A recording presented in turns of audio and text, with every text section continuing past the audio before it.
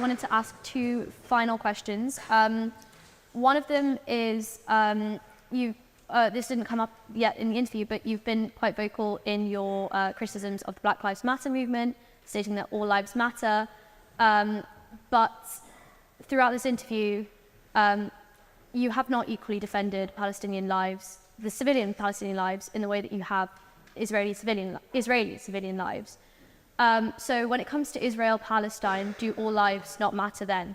So first off, it's a wild mischaracterization of the position that I've obviously expressed to you. You literally asked me, do I value Palestinian lives the same way I value Jewish lives? And I said, yes, I don't believe that the act of evil in targeting a Jewish child is the same as a military attempting to target a terrorist who's hiding behind a baby.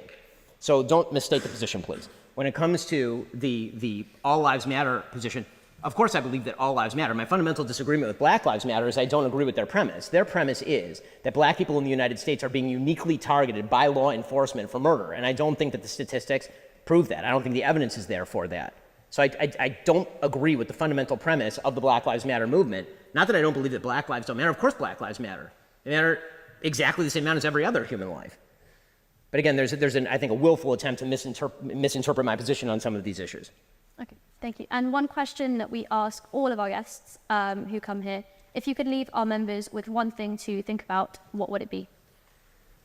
I mean, I think that tonight, the thing that I would leave with is the same thing that I came in with, which is that there are certain values that are worth protecting. There are certain values that are worth protecting. And one of those values is the value of understanding. The value of understanding clear moral differentiation, which obviously has been completely obscured.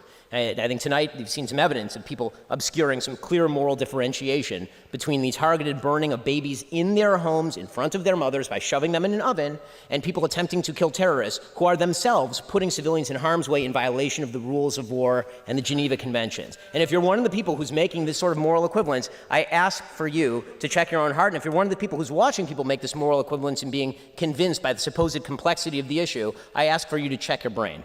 Thank you.